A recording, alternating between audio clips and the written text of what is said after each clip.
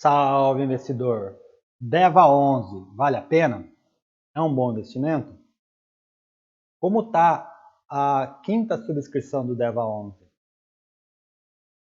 Eu sou o Ederson. Se você quer saber mais detalhes do DEVA 11, vem comigo.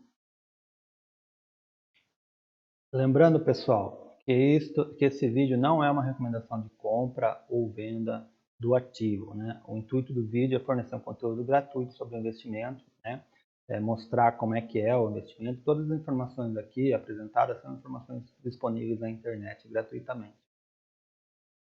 Dito isso, pessoal, vamos falar então da Devan Asset, né?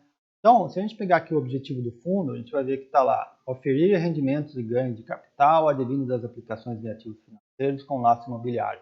Basicamente, CRI. Então, ele é um título, ele é um fundo imobiliário de papel, né, de títulos de valores imobiliários. A carteira dele hoje é composta de CRI mais outros fundos imobiliários. Ele está na sua quarta subscrição, né? Então a terceira subscrição acabou agora em março, né? Então teve um valor de 102,61 e agora ele está entrando na sua quinta subscrição. O investidor, o público-alvo é o investidor em geral, é um fundo novo, né, de agosto de 2020, é um fundo de gestão ativa, o gestor é a Devan, né? E o administrador é a Vortex. Okay? Taxa de administração de 0,2%, taxa de gestão de 1%. Então, uma taxa aí de 1,2% ao ano. Né? E aí o fundo tem uma taxa de performance. A taxa de performance do fundo é 10% do que exceder 100% do CDI. Então, é óbvio, né, que o fundo vai atingir 100% do CDI. Né? Essa é uma taxa de performance que eu, como cotista, não gosto de ver. Né? Porque eu gosto de taxa de performance, mas não desse tipo. Né? Por quê? Porque se a gente está investindo se é um investimento, se eu estou fazendo um investimento em renda variável, é claro que eu quero ter mais do que o CDI, né? Porque se eu quisesse me ater ao CDI, eu investia em CDB, investia em renda fixa. Okay? Então, eu acho que a taxa de performance boa é IPCA mais 2%, IPCA mais 4%, enfim, eu acho que isso seria uma taxa de performance boa. Uma taxa de performance atrelada à inflação, né? Não atrelado a um crédito de banco, né? A um certificado de banco.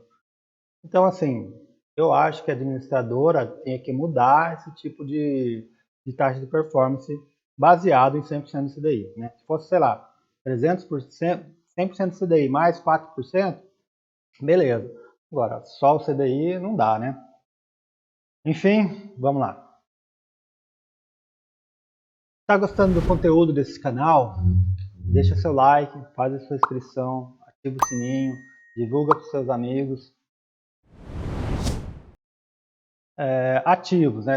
Como está composta a carteira hoje. Então lembra que ele acabou de passar por uma oferta privada, né? Uma subscrição, então ele está com dinheiro em caixa ainda, então tem bastante dinheiro em caixa, tem 32% do dinheiro dos ativos dele está em caixa, 65% são CRIs, né?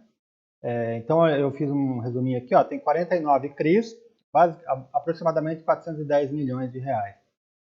E aí ele tem alguns fundos imobiliários, né? Tem 8 fundos imobiliários, aproximadamente 19 milhões de reais, e o caixa aí 200 milhões de reais. Certo? Então esse é o resumo dos ativos do DEVA 11. E aí quais são os indicadores, né? Os indicadores a gente tem aqui, ó, tá vendo, ó? Os indicadores do CRI são baseados em quê? GPM, IPCA e NPC, né? Não tem nada de pouquinho aqui, pouquinha coisa em CDI. Enfim, um bom indicador, né?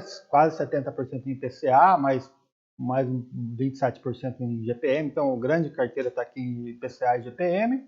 Depois tem um pouquinho em NPC e um pouquinho em CDI. Subordinação, né? Como que é a subordinação dos CRIs? Né? Então, a gente está falando dos 49 CRIs, aproximadamente 400 milhões de reais. Então, como que é a subordinação? 48% dos CRIs são cotas seniors. Então, é um bom sinal, né? 48% sênior, mais 39% em cota única. Então, se a gente pegar em sênior e única, nós estamos falando aqui de 40, mais de 80%, né? 87%. depois 3% em mezanino e 10% em subordinado, né? Então, o que acontece, pessoal? Aqui a gente vê que a carteira de CRI, o que acontece? Lembra, quando ela é cota única, beleza, recebe, só não tem divisão. Quando ele não é cota única, ele é dividido. Ele pode ser dividido em três tipos de cotas. Cota sênior, cota mezanino e cota subordinado. O que acontece? Cota sênior, taxa de rendimento é um pouco menor, em compensação ela recebe primeiro, né? Mezanino recebe depois, uma taxa de juros um pouco intermediária, e a subordinado é a que recebe por último, uma taxa de juros maior. O que acontece? Quanto mais cota sênior eu tenho, menor é o risco, né? Então, você percebe que aqui o risco dos CRIs está bastante exposto em sênior e única. Então, é uma boa carteira aí de CRIs, né? Bom, como é que está dividido esses CRIs, né? Então, a gente vê aqui, ó.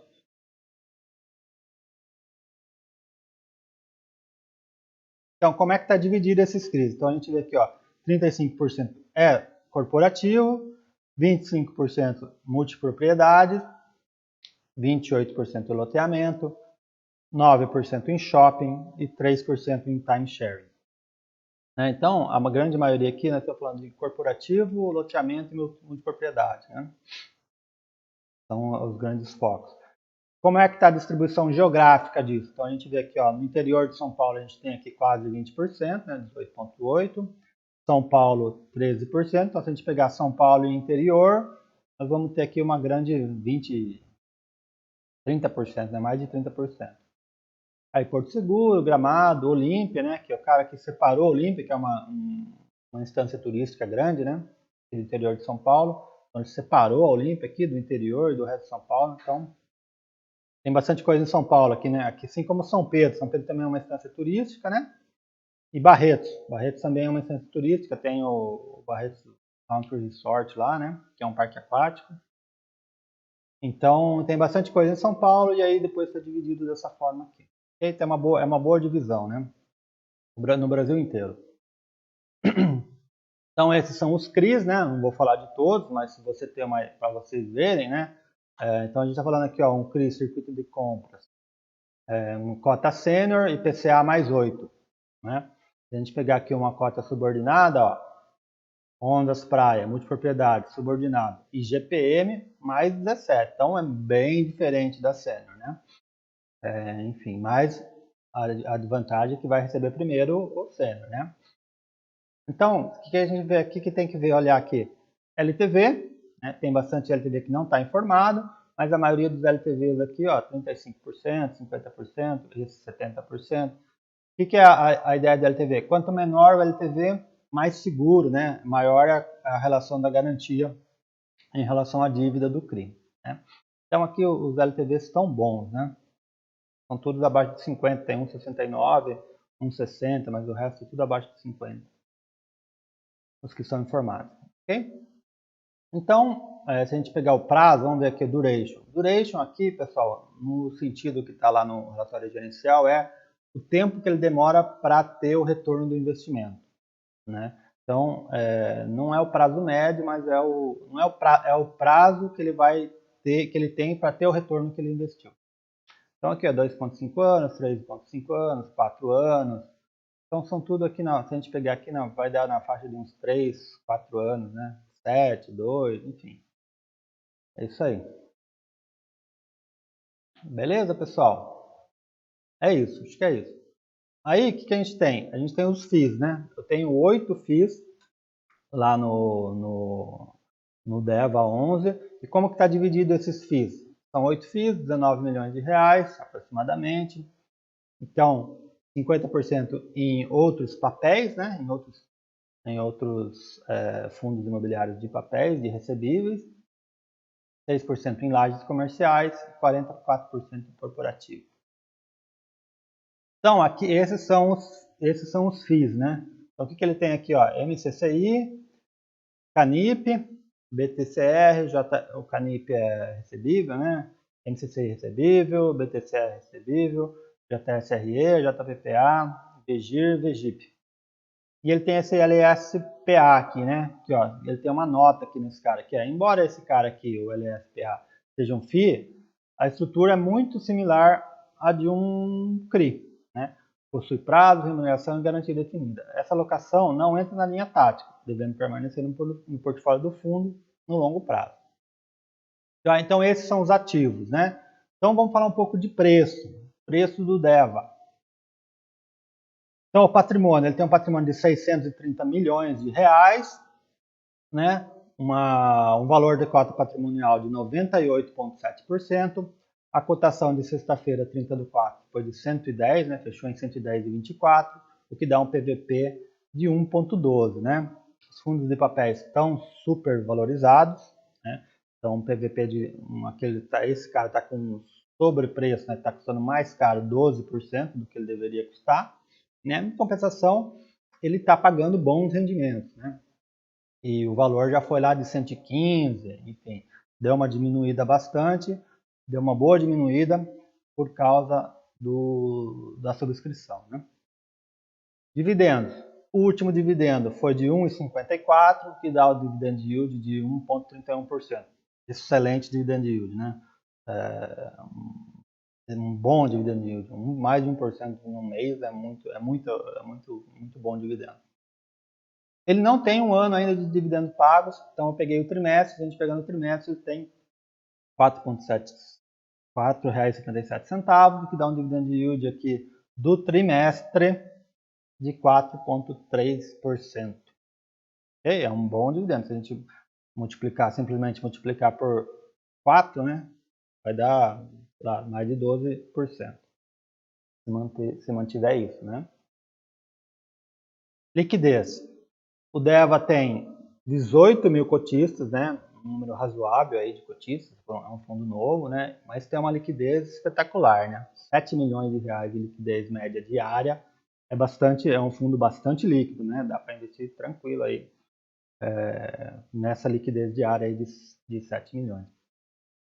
Eu peguei o DEVA e comparei ele com outros fundos imobiliários de papel, né?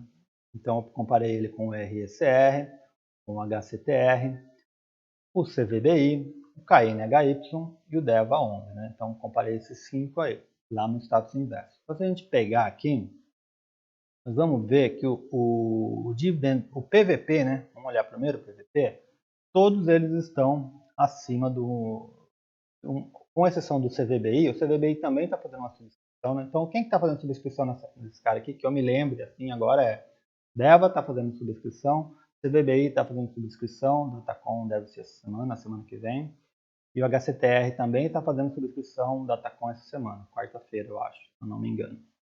Então, com exceção do CVBI, todos estão na faixa aqui de 1.13, 1.27, 1.05, 1.12 e 1.12 do DEVA. Então, eles estão bastante com sobrepreço grande, né? Com exceção do CVBI. Dividend Yield. Então, a gente tem aqui o RSR com 11,7%, o HCTR com 15%, né? Absurdo. CVBI 10,8%, KNHY 9% e o DEVA com 9%. Lembrando que o DEVA não tem os 12 meses ainda, né? Se a gente pegar lá, deve ter 6 meses, 7 meses só de dividend yield. E já está dando 9%. O caixa, né? Todos estão com caixa aí, com exceção do KNHY, porque esses caras passaram por subscrição, né? Liquidez diária. O RSR tem 3 milhões, o HCTR, que é um fundo grande, né, tem 9 milhões, é um fundo grande, é um fundo antigo, tem 9 milhões.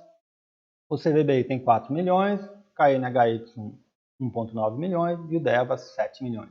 Né? Então, o DEVA está no páreo aqui, né? É uma disputa boa aqui, mas o DEVA está no páreo. Beleza?